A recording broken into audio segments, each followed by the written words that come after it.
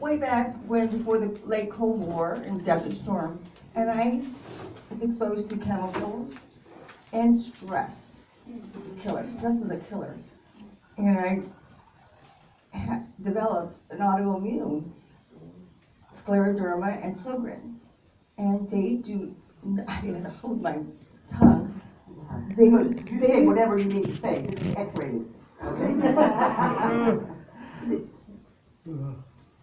I know I can just relate to you, Kimberly, when you walk in the door. They do not go away. And then I got selected for the, I didn't tell you yet, for the Mission Continues. They selected me to represent Arizona female veterans in March. Thank you. To go to Capitol Hill. Thank you. And they had Oh, that's right, yes, oh, please, give a hand for that, yes. so they asked me about self-care on the interview, and I answered it very simply.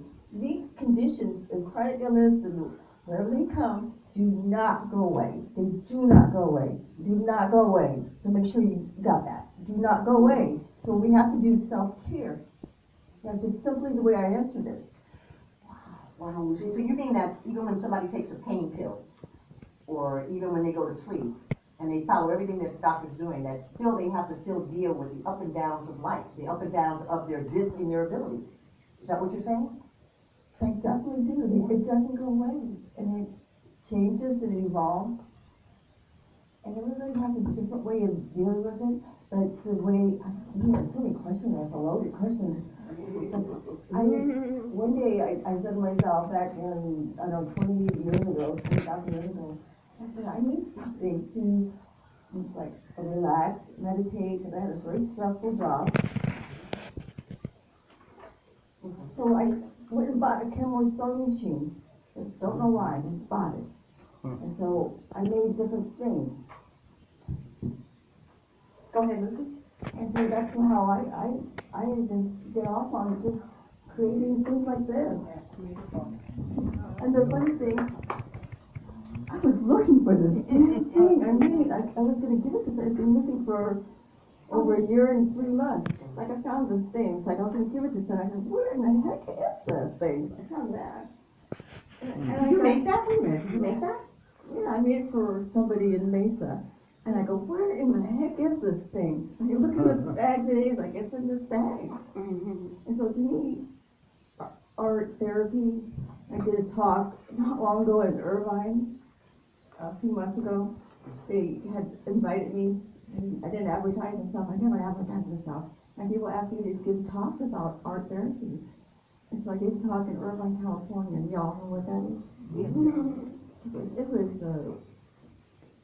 very busy part in California. I didn't quite want to be, but got through that talk, and it was and then me on a panel with someone who was a music therapist. She was really good, and a team, a husband and wife, because their child had a disability, and I can't remember. But when they talk about people with a disability, when I went to that conference, I thought, I'm really stressing out.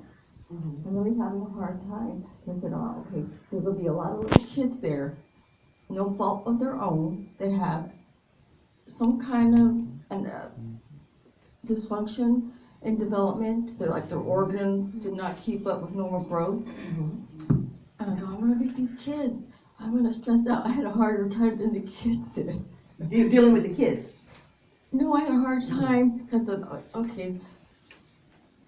because they haven't yet had a chance to do things in life. At least I had a chance. Yes. To become who they need to do and join the Navy or do whatever they want to do. Right. They had a much easier time than I did. And I saw that, and this one woman, I don't know where she was from, Washington, and she gave a talk of her disabled child who had a blindness. And he's really good. He's graduated college, and he's getting a profession. And he's like, he's has a girlfriend, and it's like, God, it's cool. And I felt better. Yeah. Oh, the handicap love. Right? Because they did not, because these handicapped young people did not feel sorry for themselves. It's like, it's a part of them. And they were the most happiest people. It's like, wow, okay, I learned that. And what's the other question you want me to say? Yeah. I just want to know, when you started this art, I got it there. I mean, don't even hide that. I mean, it's so beautiful. There's there's one particular piece of artwork that I really admire, and you know which one that is, I think, okay? Is it, where is it? Can somebody help me with that? Okay, oh, there it is, there it is. Okay, I wanna bring that down a little bit. Jay, could you, I got it. oh, yeah, Melody got it. Okay, is it heavy? No. Oh, okay, good. Okay, this is what fascinated me so much about you. Because, you know, I know a little bit about autoimmune systems and the autoimmune system and how difficult it is for you to just stay steady in what you're doing. Talk to us a little bit about how on earth this helped you to adapt to the dis in your ability. I think doing art therapy, because I was into sewing, I think it helps make things less worse. It could have been worse. Hand deformities, crippling. My next one is going to be the hand deformed in this format, the next one. So that's the next one. This was entered in rareartists.org. I got second place. No prize. The ones that they picked, they got $500 gift card, but I got second place. Wow, no prize. It should at least have been $200. Okay. So you're actually marketing these now. They're going to be for sale. So you started, wait a minute now, you had some dis-ease, let's put it this way, and if you, just go with me for a minute. You weren't at ease with your life, okay? So you had this dis-ease going on, and so you figured, did you just automatically pick up a paintbrush, or did somebody tell you about it? It's just something that just told in my own head in the universe. By that Kenmore sewing machine. By what? By that Kenmore sewing machine. Yes. And that's where it started. And I just started taking classes, Yes. after classes and everything. And that's where it started, you know. Now, Lucy, you've heard us, and you know a little bit about what we're doing here at the Differently Able Network. You've been quite a supporter. And the bottom line is that most people would say, you know, if they had, I've met people with autoimmune system, and it's very difficult for them to do anything, they said, in their life, okay? We try to, you know, encourage them to be productive, like you're doing, okay? What is that click that happens that says, you know, I don't want to sit here all day long with my hands buckling up and my stomach and my head and everything going nuts on me here, and I want to do something that's productive. What made you do this? It was this Navy captain that was my boss. The what? A Navy captain. Oh! Sociopath. A Navy captain, huh? Yeah. Yeah, those Navy captains. Sociopath. Okay? Could not cope. There was a way to cope in that job. Okay. And it just developed. I just can't stop. I can't stop. And every time you do this, tell us a little bit about how you do this. I mean, do you sit in a recliner chair or at the kitchen table or? This was done in Tempe at the Veterans Art class, and the instructor, her name is Levine, she gave a line drawing class, and I was like the only one that got the class. Everybody was dissatisfied.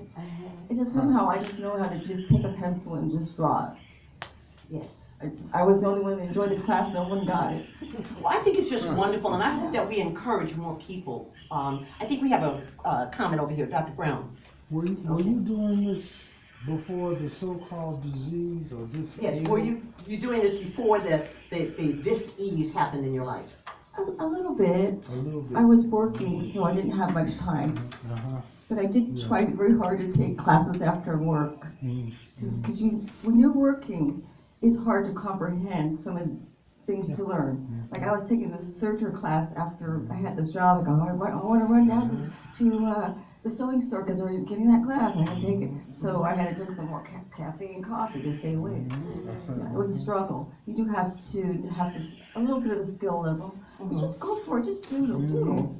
It's like almost like using a different ability.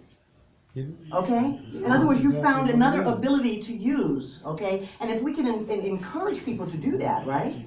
Yeah, and there was a gal that came to my house from Glendale. Yes. And she gave me my birthday present, a bunch of candy, Christmas tree. But she did a quilt long ago, she told me. She did get a ribbon, long time ago. Yes. And she said, oh, what about the hands, you know? And I said, I think you don't have the tools. Because you need some tools, you know, you need the rotary blade, the wheel. You mean like, this is what we always talk about, accommodations. The tools. Yeah, You that's know, what it make is.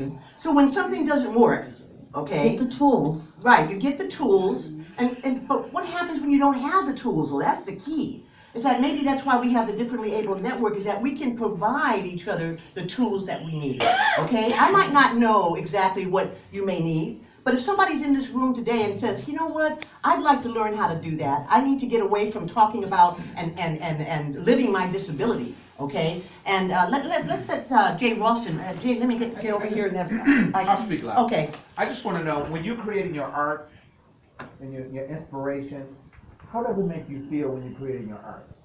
And what is your purpose? I mean, what's driving your purpose? That's a good question, because I had this talk.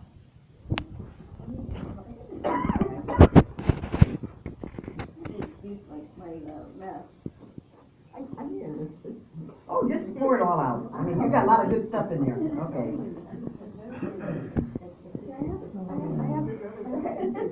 That's a very good question. Now, are these things for sale today?